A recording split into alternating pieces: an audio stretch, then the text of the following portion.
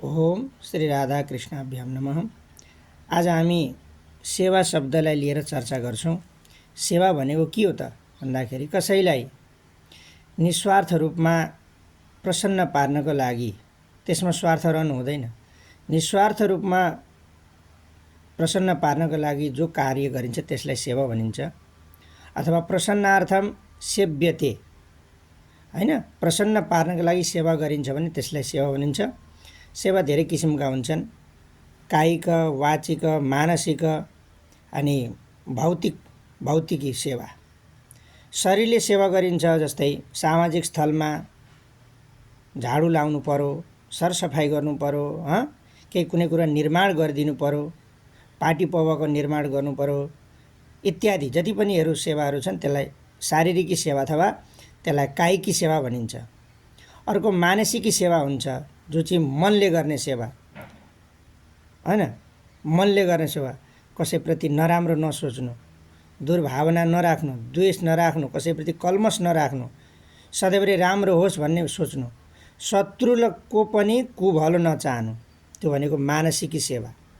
अर्को सेवा हुन्छ वाचिक सेवा, बाणीले बोलेर गर्ने सेवा। कसैप्रति नमिठो कहिले नबोल्नु, मैले बोलेको बाणीलाई कसैलाई नबिजोस् त्यस्तो भाव राख्नुपर्छ। किनभने शास्त्रकारले भन्छन्, बचने का दरिद्रता।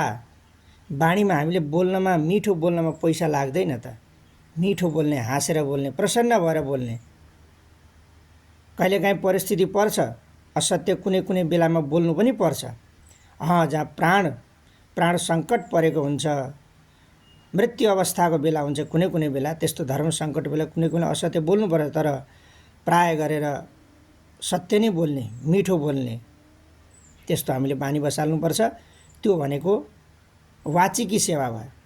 अब अर्को सेवा, कोही भक्तहरू विदेशमा हुनुहुन्छ, कोही पर हुनुहुन्छ, परदेशमा हुनुहुन्छ। काहीँ हजुरले सेवा गर्नु पर्यो, कुनै आश्रममा, कुनै गुरुकुलमा भने त्यहाँ कसरी सेवा गर्ने त? हजुरले बोलेर पनि सक्नुहुन्न, अनि शरीरले पनि दिएर सक्नुहुन्न, र बाणीले पनि सक्नुहुन्न, मनले पनि सेवा गर्न सक्दैन भने त्यस अवस्थामा रुपियाँ पैसा त्यहाँ पठाएर हुन्छ, भौतिक पदार्थ पठाएर हुन्छ, सामग्रीहरू पठाएर हुन्छ कि हो, त्यसरी सेवा गर्न सकिन्छ। कुनै आश्रम सञ्चालनमा छ, मानव हाम्रै चत्राधामको गुरुकुल पनि सञ्चालनमा छ, आश्रम सञ्चालनमा छ, गौशालामा गौको सेवा भइरहेको छ। अब कसैले म टाढा छु, आउन सक्दिनँ, गुरुदेव लो अलिकति राशि है त सेवाको लागि भनेर त्यसरी पनि पठाउन सक्नुहुन्छ। त्यो सेवा भनेको हजुरले शरीरले गरेको तुल्य हो। त्यो सेवा भनेको हजुरले बाणीले गरे जस्तै हो।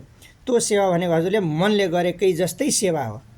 त्यसरी हामीले भौतिक पदार्थहरू पठाएर, पैसा पठाएर, गाईलाई चाराहरू किनिदिएर, गाईलाई चोकर किनिदिएर, आश्रममा बस्नुहुने आमा बुबाहरूलाई लत्ता कपडा दिएर, अन्न आदि दिएर सेवा गर्न सकिन्छ। त्यसै गुरुकुलमा बस्ने साना छोटा बटुक ब्रह्मचारीहरूलाई आवास निर्माण गराइदिएर, बटुकहरूलाई चाहिने अन्न आदिको सेवा गरेर, बटुकहरूलाई चाहिने वस्त्र आदिको सेवा गरेर, बटुकहरूलाई चाहिने विभिन्न खेलकुदका सामग्रीहरू प्रदान गरेर, डट कलम आदिका सामग्रीहरू किनिदिएर पनि हामीले सेवा गर्न सकिन्छ। त्यसलाई भनिन्छ, त्यसलाई भौतिक सेवा भन्ने कि द्रव्य सेवा भन्ने कि राशि सेवा, जे नाम भने पनि राशि सेवा भन्दा पनि हुन्छ। यस्ता प्रकारले हामीले सेवा गर्न सकिन्छ। सेवामा स्वार्थ भने रहनु हुँदैन। सेवामा जुन दिन स्वार्थपन आउँछ, स्वार्थी भाव आउँछ, त्यस दिन त्यो सेवा रहँदैन। त्यो सेवा नाम नरहेर त्यो स्वार्थपन हुन्छ। त्यो हजुरकै कार्यसिद्धिका लागि भनेर मात्रै हुन्छ। त्यसमा स्वार्थ रहन्छ, त्यसमा सेवाभाव रहँदैन। त्यो फेरि फलीभूत हुँदैन नि। मैले त उहाँ टहरा बनाइदिएँ, मैले त उहाँ यस्तो गरिदिएँ, मैले त उहाँ यति दान दिएँ भनेर भन्दै हिँड्न थाल्यो भने, अरूलाई देखाउनको लागि गरेर सेवा गर्यो भने त्यो फलीभूत हुँदैन। जीवनमा सेवा हुनुपर्छ, तर के हुनुपर्छ? सेवा निस्वार्थ रूपमा हुनुपर्छ। सेवामा कहिले पनि स्वार्थपन लुक्नु हुँदैन। सेवा नगरी त धरै छैन। सेवा धर्मो परम गहनो योगिनाम अपि अगम्य। सेवा भनेको त त्यस्तो सबैले, हाम्रा जति पनि राजा महाराजा, हाम्रा जति पनि भक्त भागवतहरू हुनुहुन्छ, सबैले सेवा गर्नुभएको थियो। बालक ध्रुवले पनि सेवा गर्नुभएको थियो, प्रह्लादले पनि सेवा गर्नुभएको थियो, राजा अम्बरीशले पनि सेवा गर्नुभएको थियो। जति पनि हुनुहुन्छ हाम्रा राजा महाराजा, हाम्रा जति पनि भक्त किङ्कर सबैले सेवै गरेर अगाडि बढ्नुभएको। बिना सेवाको त यो संसारमा केही प्राप्त हुँदैन। विशेष गरेर विद्यार्थीवर्गले सबै वर्गले, भक्तवर्गले, विद्यार्थीवर्गले गुरु शुश्रूषया विद्या पुष्कलेन धनेन वा अथवा विद्या चतुर्थान नोपलभ्यते। काहीँ चतुर्थी पनि पाइन्छ, काहीँ चतुर्थान नोपलभ्यते, यस्तो पाठ पनि पाइन्छ। गुरु शुश्रूषया विद्या प्राप्त गर्नु छ भने विद्यार्थीले गुरुको सेवा गर्नुपर्छ। गुरुको सेवा नगरिकन विद्या प्राप्त गर्न सकिँदैन। एउटा त्यो पाठ हो। पुष्कलेन धनेन वा, धेरै धेरै सम्पत्ति चाहियो विद्या प्राप्तिको लागि, त्यो कलियुगमा सम्भव पनि छैन। विशेष गरेर विद्यार्थीको लागि सम्पत्ति प्राप्त हुने कुरै भएन, त्यो पनि सम्भव छैन। अथवा विद्या आफूले जानेको आफ्नो साथीलाई सिकाउने, अनि साथीले जानेको आफूलाई सिकाउने, त्यसो गरेर पनि विद्या त प्राप्त गर्न सकिन्छ, तर त्यो धेरै लामो टिकाउदार हुँदैन। चतुर्थी नोपलभ्यते, चौथो बाटै छैन विद्या प्राप्तिको लागि। त्यही भएर जति सकिन्छ विद्यार्थीवर्गले, भक्तले पनि, भगवानका भक्तले पनि मन्दिरमा जाने, आफ्ना गुरु महाराजहरूको सेवा गर्ने, मन्दिरमा जति पनि जे आवश्यकता छ, आश्रममा जे आवश्यकता छ, जस्ता प्रकारको सेवा आवश्यकता, कहीँ रसोईको सेवा गर्ने, कहीँ गौको सेवा गर्ने, कहीँ कोठा आदि, प्रकोष्ठ आदि, मार्जन आदिको सेवा गर्ने, इत्यादि प्रकारले सेवा गर्न सकिन्छ।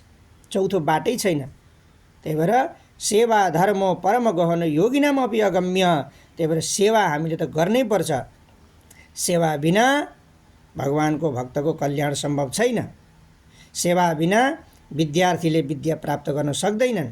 त्यही भएर सेवामा अधिकभन्दा अधिक विद्यार्थीवर्गले, भक्तवर्गले, जति पनि शुभचिन्तकहरू हुनुहुन्छ, भक्ति चाहनुहुन्छ, वैराग्य चाहनुहुन्छ, मोक्षलाई प्राप्त गर्न चाहनुहुन्छ र विद्या चाहनुहुन्छ भने सबैले सेवालाई अपनाउनै पर्छ। त्यही भएर हाम्रा इष्ट आराध्य भगवान श्याम सुन्दरले गीतामा के भन्नुहुन्छ? तद्विद्धि प्रणिपातेन परिप्रश्नेन सेवया। के भन्नुहुन्छ भन्दाखेरि प्रणिपातेन, एकदम विनयपूर्वक कसैलाई विनय भाव सम्पन्न भएर राख्नु, अनि तद्विद्धि प्रणिपातेन परिप्रश्नेन सेवया, या त प्रश्न गर्नुपर्छ अथवा सेवा गर्नु, अनि मात्रै हामीले चाहेको कुरो प्राप्त गर्न सक्छौँ। उपदेक्षन्ति ते ज्ञानम ज्ञानिनस्तत्त्वदर्शिन।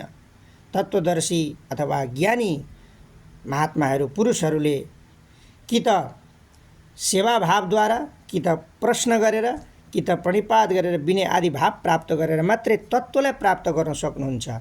तत्त्व भनेको हाम्रो जीवनमा जान्नै पर्ने कुरो, हाम्रो सबै यावत संसारमा जति पनि वस्तुहरू छन् ती सबैको मूल कुरो भनेकै तत्त्व हो।